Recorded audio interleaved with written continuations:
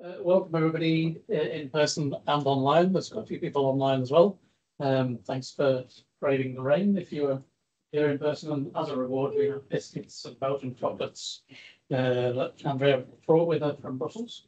Yeah, really happy to welcome Andreea Calude all the way from the other side of the world to give us a talk today.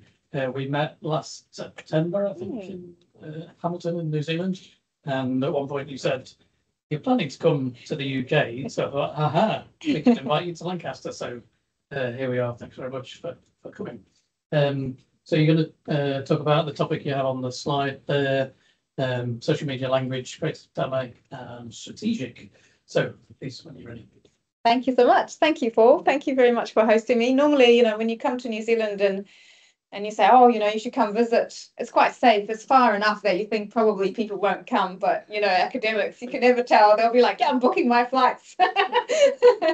No, thank you. It's I feel very spoiled. Paul's been looking after me and taking me around and organize all sorts of things. So I'm very, very glad to be here. Even though I've never actually, this is my first time coming to Lancaster. I'm very familiar with a whole lot of the work that happens here and linguistics in general and computational linguistics. So it's really great to be in a very bustling, busy place. So, it's awesome to meet you, both online and in person. So I'm going to talk about social media discourse. And I know that many people, are working with social media language these days. Life is busy and it's hard to get naturally occurring data, particularly conversational or informal, unplanned data. So a lot of us are turning to social media for data collection. And like you perhaps as well, in my lab as well, we've kind of thought, well, maybe we can get some data from online. And we started conducting some research to begin with Twitter. And that has led kind of to more research, which then has led to a book, which I will provide a selfish plug for later on. But it's made me really think back to some of the things that we do and have done with the online data, both in terms of what can you ask online data, what kind of questions might you ask, what kind of things might you learn about, and also some methodological things that we've learned along the way. So this is partly what I want to share today. But before I'm going to talk about some of the studies that we did, what I want to do is talk about what social media is. And it's not wanting to move. No. There we go. So I'm going to talk about what social media is and what it's not, and then just share some recent studies that we did using social media data. Language researchers have been for a long time thinking about language genres, as being these different types of language that you encounter in your life. If your everyday life, particularly if you're literate, you have kind of speechy things and written-y things. So for instance, you might have spontaneous conversations, they're unplanned, and that are off the cuff, no possibility to edit, go back, re-record and edit. And the language that we find in these kinds of interactions is still different to other types of speech. For example, the kinds of things I'm doing right now, giving a presentation. Hopefully I have planned some of the things I'm saying today. So again, you hear it through speech. It's kind of spontaneous, at least for me. I don't like to read things, but it's still got a structure and a plan to it. But then you can move on towards more written-y things. So newspaper articles, even within newspaper articles as a genre itself, you can think of some newspapers that have more complex and longer pieces, and some newspapers that tend to have more bloggy, shorter, faster pieces. I don't know if you've seen how sometimes online, particularly I think LinkedIn, it says, or even in the original newspaper home, it says things like story, 3 minutes read. Have you seen that? 2 minutes read. It's like pressure, when I see that, I'm like, oh my God, how quickly did I read that? So it's already anticipating how long it's going to take based on the kind of language and length that you're dealing with. And then you have really complex writing, the kind of writing that most people, lay people tend to think of kind of speech and writing as being these two different things. And when they think of writing, they think of more this sort of thing, very complex, standard, formal language, maybe quite hard to even understand, legalese, academic books. But then you have, so these things have been around for a long time, and we've been navigating them in our lives. But then you have kind of online communication, when internet and computers come in, and for a long time we've had email, for example, which is kind of written, and even within email as a genre, we know that there is some really formal emails, letters of employment and such, but then there's also really informal messages that you send from your phone that you receive through email, with actually maybe sometimes very little planning, and if you receive them from my phone, maybe a lot of time typos as well, because I'm typing very fast. So online communication, by the time we get to social media, the question becomes, where are we going to put this? Where on this continuum is social media language going to be? And I often like to, hang out with journalists and chat to them, and they have a lot of questions about this, because a lot of people are quite worried about social media language. It's changing language really fast, and where is it going to go? And are we all going to be just saying skibbity toilet and that's it, and things like that? So they often want to know, what's the deal with social media language? And my answer to that would be that it isn't one thing any more than speech and writing is sort of two different things. Social media language itself can be very varied. So if you think about, some people in this room probably don't do Facebook anymore because probably too young. But if you think about Facebook posts, they're quite informal. A lot of the time, you just post something. You don't really plan it. You probably don't revise it. You don't sit there, actively constructing your Facebook post. It's very much off the cuff. However, if you are maybe posting on LinkedIn, I don't know how many people are on LinkedIn or know about LinkedIn. It's a professional site. Yeah, you're connected to other professionals, maybe future employers. And so you spend a bit more time thinking about what you're going to write and how you're going to write it, probably using standard language and standard grammar, but also a lot of jargon. Yeah, so kind of the business jargon that for us is academic discourse, but for other people could be any other kind of business discourse. And moving towards the more written end, you get Wikipedia language. Now, back in the old days, we used to say to people, "Oh, don't cite Wikipedia," right? How low the bar has fallen. However, Wikipedia discourse, if you put the content aside, people have done genre research with Wikipedia discourse, and they found that actually Wikipedia discourse is actually, linguistically speaking, structured and styled very much in the same way that good old-fashioned print encyclopedias work. So they are collaborative projects, so they count as social media, but the kind of language you get there is very persuasive, very factual, informative, and the structure of the language is much like any other kind of in-print book. So social media language is not kind of one thing, but it's different things depending on probably two major factors, I'd say, which platform you're on, but also who you're connected to on that platform.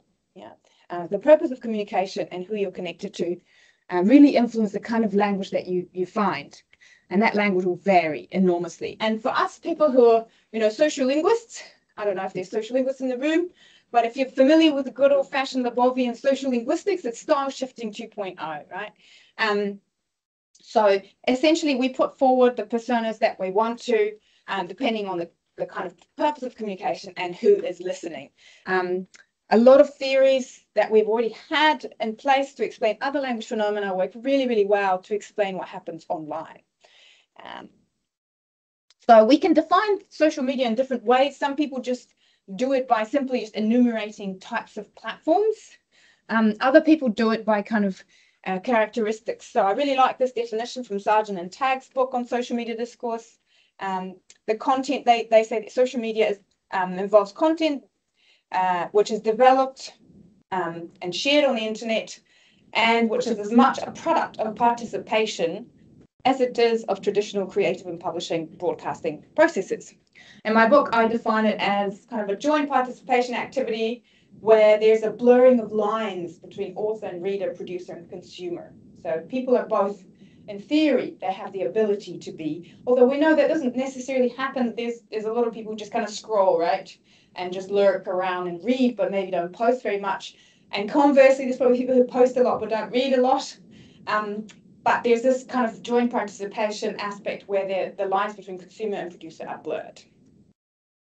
Okay, so this is a little bit about kind of where social media language fits in. And if you research social media, what kind of things might you be interested in? What kind of things might we be able to learn about language from social media platforms and the kind of language that we find on those platforms?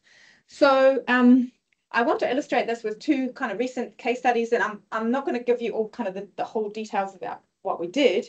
I'll give you an overview of the general idea and some of the findings, because I want to talk about different things. One is English, and there's a bit of a moral panic around the idea that social media is all about English and English is taking over. And so I want to also complement that study with a non-English study from Māori, which is the Indigenous language of New Zealand. So we'll begin with the first case study, which is looking at hashtags, all right, online.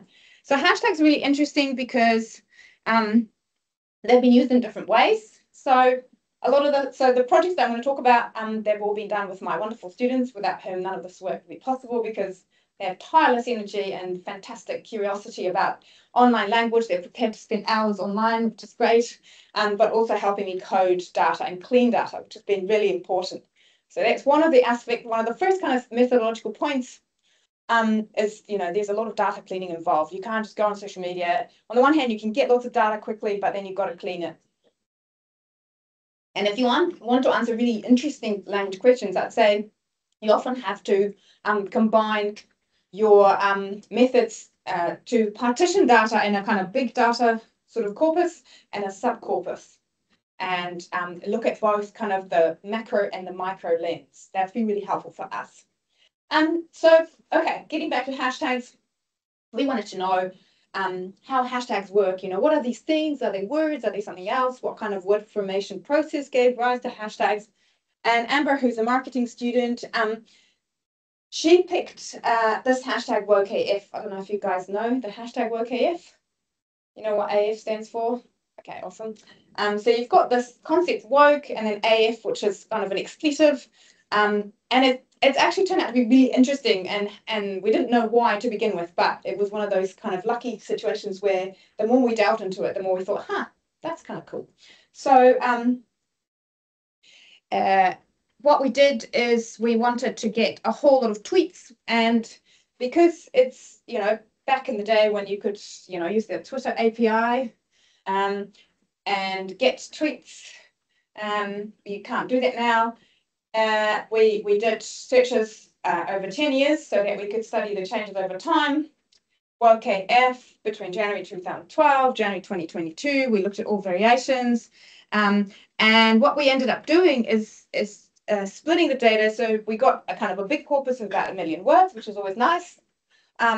It's not very practical to read 1 million words of Twitter data. It's probably also not great for your sanity. And so then we wanted to also have a smaller subcorpus where we can actually look at the data really closely and read every single tweet and analyze it and interpret it. And I'll come back to why that's important. So what we did is we randomly sampled from each year 50 tweets. So we got 550 tweets. It's a lot less words, 12,000 words, and it became much more manageable. So we did some analysis with the big corpus and we did some analysis with the subcorpus. And that turned out to be a really good way to kind of get the best of both worlds, because we want to look at trends over time and the kind of the bigger picture, but we also want to look meaningfully and not just superficially at kind of very low-hanging fruit that isn't that meaningful. So the first question is, what is happening to the hashtag? And we looked at the big corpus, and over time, you can see that it's kind of increasing. There's a bit of a dip here in 2021, but in general, it's increasing. 2016 was a very bad year. I won't remind you why. Starts with the word B. And T. So there was a lot of presence online where people started to go on Twitter and talk about this concept of being woke. Now, quick kind of side note on woke. When I actually started doing this project, I couldn't find any real linguistic study of woke. The media was full of, discussions of woke, what it means and how it's used. And there was almost zero research that I could find in the linguistics world about woke. And it turns out that woke is really old. It's much older than you think. Woke was first used in the 1940s in the West Virginian state in America by miners who were protesting against pay equality. So black miners were complaining and protesting that white miners were getting a much better deal, better salaries. And their tagline was, "We've been asleep and now we're woke." So woke came from African American vernacular English. It sort of hung out in Ava for quite a while, but then with the Black Lives Matter movement, it sort of jumped over into white American English, and now it sort of became part of global discourse over time. So it's been around for a long time, and although it's linked to the verb wake, it's this new meaning of being aware, being aware of injustices, sexual injustices, but particularly racial injustices. That's kind of how it started. And then you see it here suddenly, gaining ground, and then mostly increasing.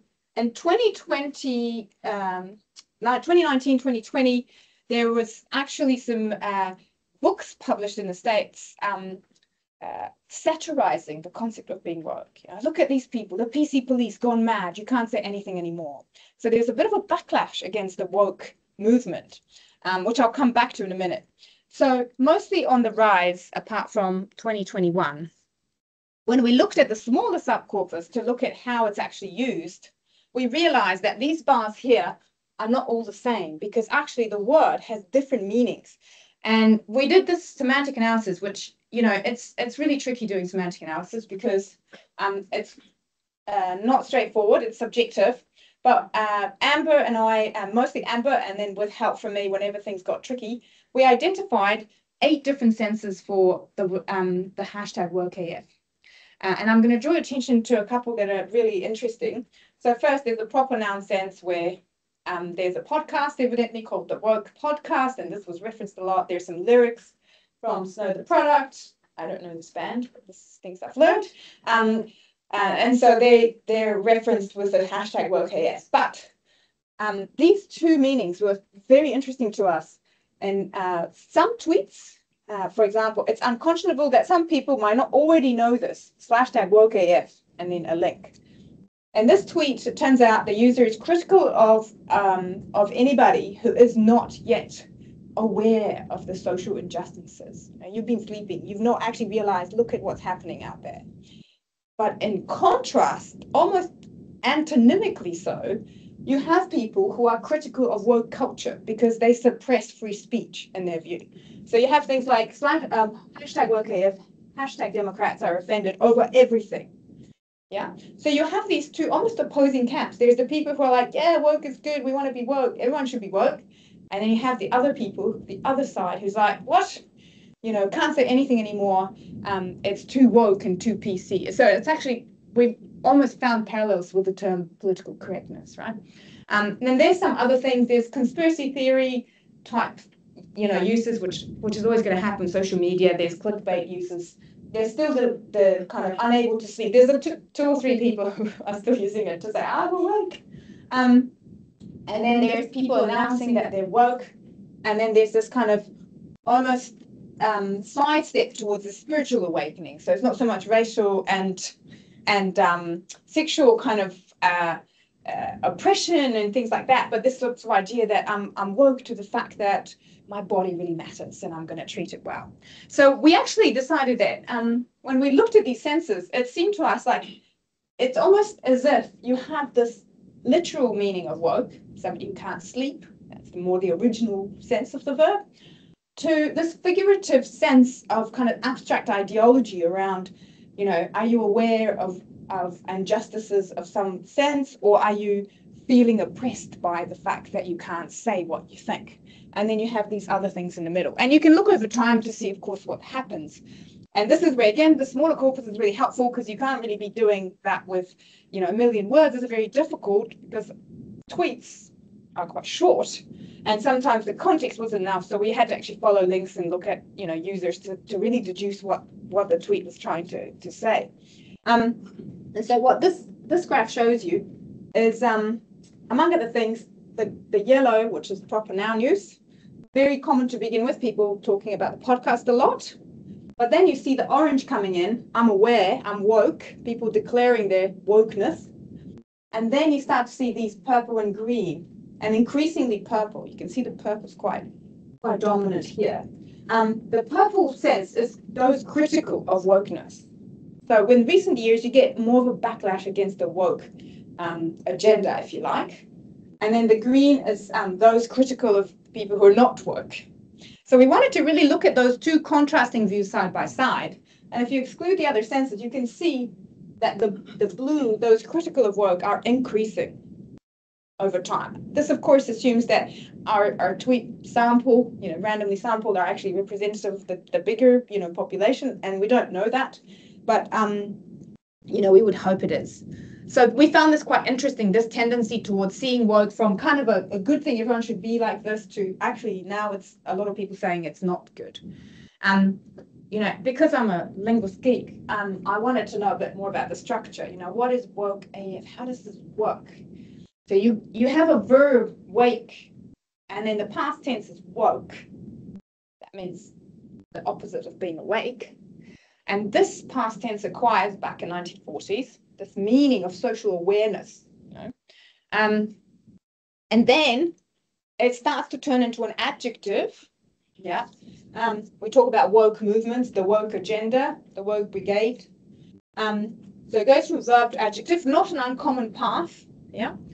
But then you have this construction that is incorporated in the hashtag woke AF. You've got adjective as expletive. We're calling this intensifying expletive construction. And for the life of me, we couldn't find any discussion of these kinds of constructions in academic papers, nor could we actually find it in the OED. The OED sometimes has constructions as well listed. What I did find is in the Urban Dictionary, I did find woke AF is mentioned, and the only other productive, adjective and then AF afterwards are cute as shit, hot as hell, if you want to think of hell as being, we can debate whether that's an expletive or not. But that's about it. It's not highly productive, although the hashtag itself, as you saw, is very productive. So it seems like maybe it's something that's been equally, people are not surprised by it. People, when you talk to people, I've been looking at this, they don't go, huh? What does it mean? They seem to know it. It's familiar enough, and yet not super productive as a construction. So in order to figure out where it came from, we think it's almost a bit of a blend of these kinds of things, which are called as similes. So good as gold, free as a bird, safe as houses, where you have an adjective as and then a noun. Now, the difference is it's not exactly that, because the noun encapsulates the adjective quality, Gold is really good, is something that's perceived as good. So that's how, this simile works. Good is a bit like the gold that you have. Now, the expletive doesn't help you in the same way. It doesn't work like that. It's more like an intensifier. It actually, although constructionally looks like that, in meaning it looks a bit like this. Now, I don't know if this might seem very odd to you guys, because I'm not sure whether you have this construction in British English. I'm guessing not. But in New Zealand English, this is really common. And I'm not suggesting that this came from New Zealand English by any means. But for us, it's like, oh, yeah, we have this. We say things like mean as, which means very mean. Well, mean is a good thing. Sick as, it's a good thing. It's sweet as in, yeah, I'll see you at 7, sweet as. So it's just so you know, sweet as, not sweet ass. Sometimes people think, no, it's just as, okay? You can actually buy t-shirts, so again, in New Zealand, people are aware we do this and that it's strange to other dialect speakers. So you can buy these, I don't know if you've seen them, Paul, these t-shirts with sweet as, and then you have like in very small writing, and it's right kind of here, where it is, and it's got like the little explanation in the tiniest writing ever. This is a New Zealand English construction that means blah, blah, blah. And I actually, when I lived here for a while, I had one of these t-shirts, and people constantly said, why would you have sweet as? That's weird. And I'd be like, no, I'm a linguist. See, it was quite a conversation starter. Anyway, this is very prevalent in New Zealand English, and we will try our best to export it as much as we can. But it basically, this functions as an intensifier. So the as there function as an intensifier. And we think this is exactly how the expletive and as function. So we think that that's an innovation, yeah. And then we also found that not only that, but also you get these new uses of the WOKF is actually a noun now. It's a mass noun. So it's a collective noun. You know, the capitalist, the communist, the WOKF. It's a group of people. And you don't need a noun afterwards, not just an adjective. And interestingly, in our data, it was always negative. So the WOKF were never people you wanted to be around. Look at the WOKF marching in. Implication being, oh, how annoying.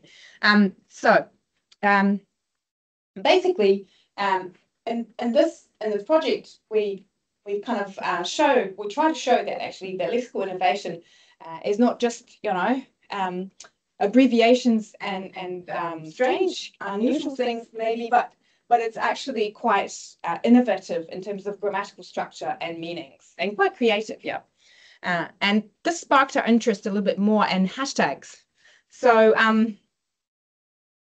in a recent study, we pursued this further by looking at the integration of hashtags in the discourse. So the WOKF data showed us that the WOKF hashtag sometimes occurred at the beginning, sometimes at the end of tweets, and we wanted to know more about how this worked. So with a colleague from the English department and my now PhD student, Jessie Burnett, we gathered a whole lot of data during COVID, and it turns out that we were interested in kind of vaccines, how people reacting to vaccines. But anecdotally, this particular data set had lots and lots of hashtags. So we thought, well, let's have a look at the hashtags. I thought this would be very exciting. And just as an example here, I don't know if you guys know Alexandra Darcy, but she's a linguist. Yep. So, you know, always good to cite linguists in whatever way you can. Oh, and your level of predatory conference email, I've become Alexandra Darcy. Well done, sender. If you can't get my name right, I can't help but press delete immediately. Hashtag nope, hashtag nuh-uh, hashtag no way. You can almost see the body language here and the gesture, right?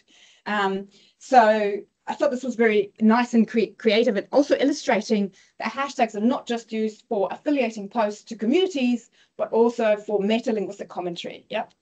And then you have other posts where you have the hashtags embedded inside the actual text. If you take them out, you can actually end up with incomplete sentences and constituency breaks. So again, we got a whole lot of data, and we ended up randomly sampling because we wanted to look at how people talked about vaccines.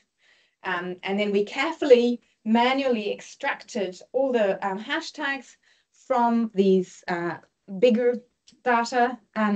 And then we wanted to code the hashtags for a number of things. One of the things we wanted to look at is the internal structure. So obviously, but hashtag can have as many words as you like. If you have lots of words, it's going to be really long and it's going to be the whole tweet and you don't have space to put anything else. If you just have one word, it may not be informative enough. So it turns out that actually most hashtags contain 2 words. So we found hashtags containing between 1 and up to 7 hashtags, but the most frequent format was 2 words, which is perhaps what prompted some people to say that hashtags are really kind of like compounds. We actually don't think they're like compounds, and in this paper we argue they're not compounds, but that's another story I won't go into right now, unless you're interested. But what we really wanted to do is to study the relationship between position of the hashtag in the tweet and constituency, and which is integration of the hashtag in the tweet. And so, as you can see here, most of the hashtags are at the end of the tweet, as you might expect, 900 of them. The next common format is tweets that contain some in the middle and some at the beginning, and then the next common one is tweets that only have hashtags in the middle. Very unusual to have tweets that have hashtags at the beginning, which kind of goes towards this idea of lack of planning. You know, we don't really necessarily plan what we're going to say. So the hashtags occur either in the middle as we say it or at the very end. And when it comes to integratedness, we find that syntactically speaking, most of the tweet final ones are just tags and they're not syntactically integrated, although some are. Most of the middle ones are actually syntactically integrated. So users kind of see them a bit like words. they use them like they would any other word, but they might hyperlink it with a hashtag symbol at the front. And then most of the beginning ones, when they do occur and they're rarer, are actually non-integrated. So it's kind of this, it's interesting because we're expecting both of these to be integrated and only those to be unintegrated, but it's only the middle ones that are integrated. So we had quite a bit of fun with hashtags. Okay, now I wanted to show you some data from non-English as well. And because, you know, I live in New Zealand and Māori is very topical for us, as I'm sure Paul probably has shared with you. Māori is an Indigenous language, Austronesian language, very different to English. And it's been under threat and it's undergoing revitalisation. So, you know, there's a Māori Language Commission, Te Tarawhiri Te Reo Māori, that supports and promotes the language, and people are, young people in particular, are very positive about learning and increasing the vitality of the language. Now, there is some research in the kind of language revitalisation space, which introduces a really interesting concept. I don't know if you're familiar with it, a breathing space. So this was introduced by Joshua Fishman. I don't know if you've ever come across him, but the story goes that when he was a little boy, his dad used to say, "Joshua, what did you do for Hebrew today, son?" You know, no pressure. So he had no choice, really. He had to become a revivalist. And so he got very interested in reversing language shift, you know, how this happens, you know, how do you do it? And he wrote this influential book in 1991 in which he introduces the idea of a breathing space. And he introduces it like this. Every pro-RLS, reversing language shift movement, must strive to provide physical breathing space for its constituency, demographically concentrated space where exit, and this is your insert your favorite language, can be on its own turf, predominant and unharassed. So that's what a breathing space is. And more recently, Gillian Belmar and Maggie Glass have applied this idea of a breathing space, not just to physical space, but actually to virtual space. So they're saying you can think about breathing spaces as being a safe space where the minority or marginalized language does not have to compete with a majority language, or where it is the unmarked choice. And we can look on social media to find to see if there are breathing spaces for minoritized languages. And so this paper where they describe this is very interesting. If you're into that sort of thing, I highly recommend it. It's actually a really enjoyable read, and they, I think, write really nicely and compellingly. And they talk about 20 or so different, you know, endangered or minoritized languages, from Catalan to Irish and Sami in Finland and so on, which they've uncovered as having breathing spaces on social media specifically. So of course, you know, if you're a Kiwi, the first question is, oh, what about Māori? Does Māori have a breathing space? So I'm going to show you a post from Te Tarawhiri Te Reo Māori, the Māori Language Commission. I quite like this. This is Te Rā o Mama, Mother's Day, the day of the mother. And in this post, there are some Māori ways of greeting, writing the greeting cards for your mum, you know, in Māori. So wishing your mother a happy Mother's Day. Very nice, positive message. But it also has a construction that I'm going to talk about, which is a possessive, te rā, the day of mothers, or mama. Okay, so again, my former, now PhD student, David, had part of his work was to put some resources together for Māori, and he collected a corpus of Twitter language, which sounds easy but isn't, because Māori always lives in the shadow of English. So whenever you see Māori online as well, there's often English around. So a lot of tweets actually contain more or less code switching between Māori and English. So actually getting a corpus of Māori, you know, one language, is actually really hard. So he collected a whole lot of Māori. You want to collect widely, but then he also made it so that you can basically choose to focus on only the parts of the corpus which have, for example, 90% of the words in the tweet as being Māori only. So in order to do that, you have to devise ways of kind of automating the cleaning kind of, or identifying which components are Māori, which components English, and then selecting tweets that have a threshold of X% being Māori. So if you're interested in that, feel free to check out his paper. But we use this data to find out whether Māori has a breathing space on Twitter. So we teamed up with Leihalo, who has written one of the big grammars of Māori language. There are two main kind of grammars, linguistic grammars for Māori, one written by Ray and one by Winifred Bauer, and Te Taka Keegan, who's a colleague at Waikato as well in the computing faculty. And we thought we would take the hardest, thorniest issue in Māori grammar, which is precision, and try and look at how people do precision in Twitter in Māori online. We wanted to see whether the Māori that you see on Twitter is kind of good. And what I mean by good here is being a bit cheeky. This is Ray's kind of tongue-in-cheek approach to see whether people are actually using productive Māori and Māori that is in accordance with the kind of data you might find in grammars, such as his own, for example. Because, of course, Māori itself, like any other language, is changing. So you might see changes. It's very difficult because we don't have modern corporate of Māori. Large corporate are really hard to get. And so this is one of the more recent ones that we have. Now, quick crash course in Māori precision.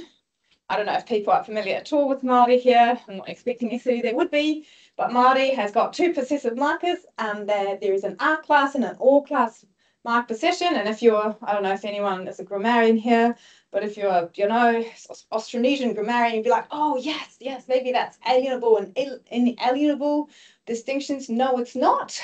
That is what you might expect from Austronesian languages. Turns out Māori doesn't cut it that way. So the division between R and OR is not to do with alienability. Do you guys know what alienability is? So, okay. Alienability is like, if I say my computer, this computer is not intrinsically linked to me. It could be mine because I currently use it. It could be mine because I'm just borrowing it for the day or I own it. But if I say my arm, hopefully, like it's kind of mine forever. I don't like to think of my arm as not attached to me. So that's inalienable because it can't take the possessum away from the possessor. Well, you shouldn't, yeah. And then the computer relationship is more alienable because it's a bit more loose, right? So, it can be, I can give it to Paul and then there'll be his computer potentially, whatever. Okay, so it's not that. But hey, precision is very cool. It's something else, and it's been loosely described as kind of control, but it's really, really complex. And I'm going to spend about 5 minutes to convince you that it's really complex, but super fun, super fun. So here's some sentences. So, ngā tamariki a te matua, the children of the parent, because the parent, so this is a kinship relationship, the parent is kind of higher up on the family tree, the children's lower down, you use when the possessum is higher up, the parent use a, but when it's the other way, use o. Te matua o ngā tamariki is the parent of the children is o marked. Te tuhinga a rawhiri I tāna rata. Here you have a nominative verb. If you hate grammar, just have a little bit. This is the nominalization. David is the subject of the nominalized verb, writing. He's the agent. So for the agent nominalizations, you use a. If it wasn't an agent, you would use o. So there's quite a bit of kind of things that you need to know. Te rā o mama is a possessive, so I didn't just show you a random example. The day of the mother, use o, not a, because it's a descriptor relationship where the day describes, it's the day that's dedicated to mothers. Anyway, what we wanted to do is look at all the possessives in this data. We've got lots of tweets, again, over 14 years, so diachronically, so we can track changes over time, and we wanted to extract every single possessive construction, and it's cool because possessives are quite common, and we wanted to encode both the types of semantic categories that possessums and possessors have, and the relationship between possessum and possessors, because the relationship's also important in deciding whether you use a or o. And then we wanted to see whether users are using what the grammars are saying they should be using, or whether they're using something different and what the patterns are. That was the plan. We coded lots of these things and we had lots of problems. So sometimes it was just ambiguous and vague, but sometimes possessive markers are used not just to mark kind of the rule of possession. You know, you have this kind of possessor, this kind of relationship, therefore use this marker. But possession can actually be used to highlight different nuances of the relationship. So, for example, te puka puka a hemi ke lirawako witi hamera. This is the book that was created by these people. They're the authors. So in a relationship of creation, use a. But if you have te puka puka o kampune se, the relationship is still possessive, but it's not the same. It's not like the company owns the book. The book describes something about the company, so it becomes o. So you can actually interpret the possessive marker to have meaning. Ngā tikanga a te Pakeha, the customs of the Europeans. The Europeans created the customs, so they're the creators. You have a ngā tikanga o te kāinga. These are the customs of the home, the ones used at home. Yeah. Yeah. So just back to that example about the children. So when you say something like te tamariki o instead of a, is that going to be a wrong grammar? Like, or just it's like thinking of computer. Will it flag it as a wrong grammar, or will it change the whole sentence? What is the the tamariki o te matua? Yeah, so that would be not what you would expect. So that would be change the whole sentence. Yeah, because the relationship is that parents are always higher, you can't. So there would be ungrammatical. But if you can have a shift in or are for kinship relationships of the same generation. So if you think about, like, if I said my husband, I could use different are or to highlight a different relationship. So if you're kind of thinking about the responsibility or care you have for the person, then you might have something like or. But then if you're thinking about the fact that you are of the same generation and that you're not higher or lower on the tree, then you might say are. So sometimes the marker highlights a bit of kind of how you think about the relationship, but sometimes it just doesn't work and it's ungrammatical. It looks like it's a stop words that you should never ignore. And there are choices that, so I'm going to show you in a minute. So the story and the grammar is generally what happens is, and for learners as well. So I'm not a fluent speaker by any means. I've just taken a couple of courses and now I've learned a lot about possession through Ray. But essentially the story is, and grammar is, here's some examples. You kind of memorize those, and there's this general vague sense of control. Like if you control things, then it's one marker or another. But as I showed in the chart here, these are the kind of generalizations. So for small portable possessions, you have marker. For large objects, we have or. But even there, you think about semantics.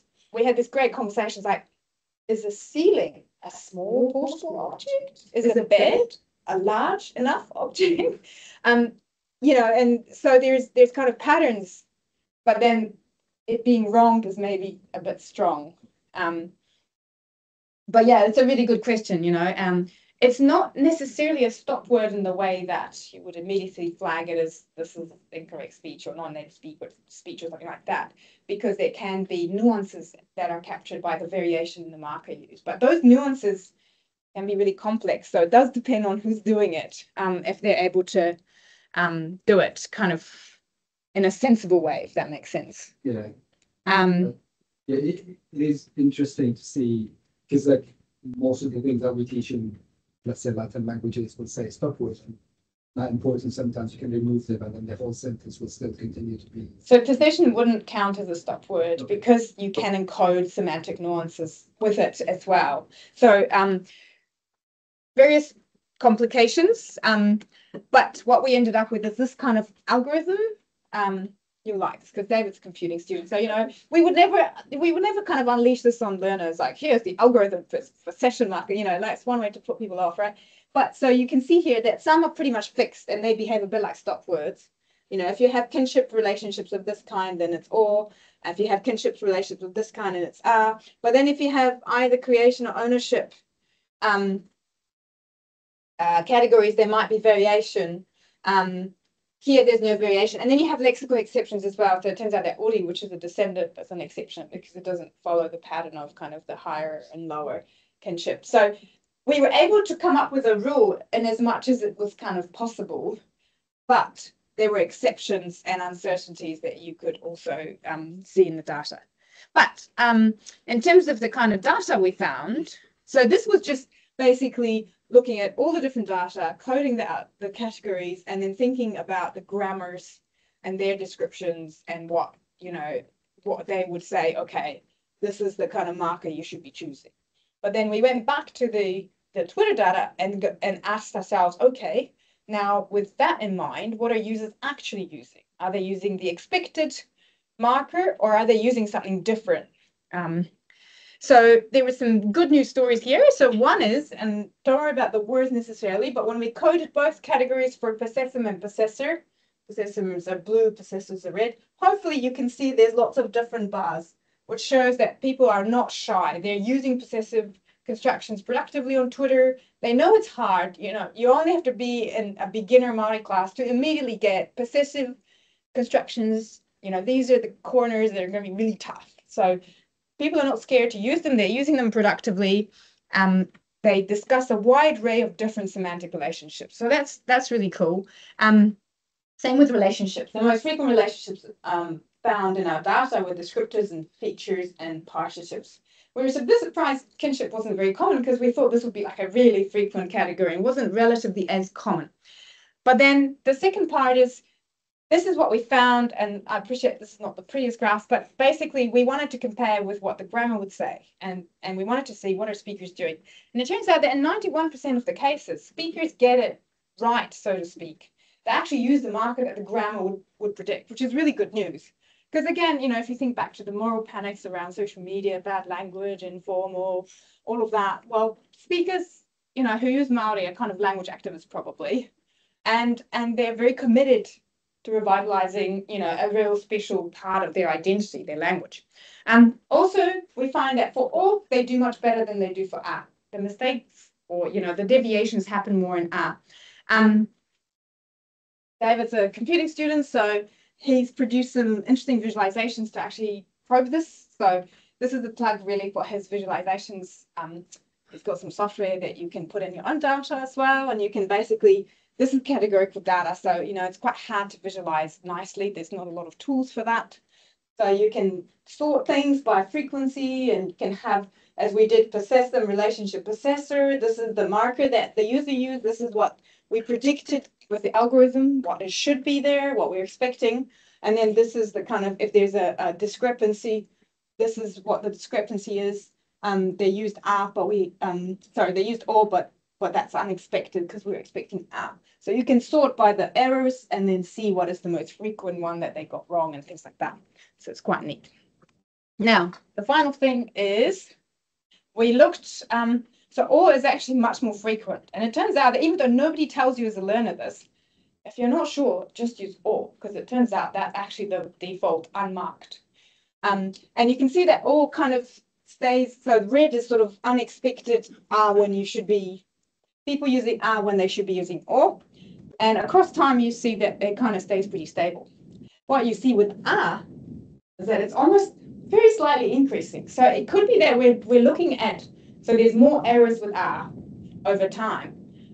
And it's very low, but it could be that we're seeing a change in progress. It could be that Māori is going to a one possessive form. And there's some good cognitive reasons why that might be, and that, oh, it's just so frequent that users maybe just go for or more.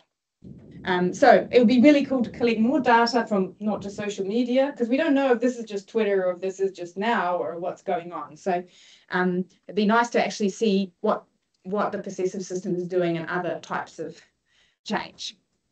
Okay, so this is the bit of selfish advertising.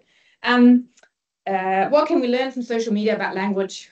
I would say, like other genres, social media language reflects societal norms, changes in ideology and trends, as I discussed, with the WOKF tag, including language change, grammatical change. Users online are just the same kind of cool, creative people that we are in spoken and written language as well. And like other spaces, physical or virtual, social media also offers possibilities for activism, for language maintenance, and language revitalization. And against moral panics and other hysteria, social media language is creative, dynamic, and ever changing, and not at all on the brink of extinction. Thank you.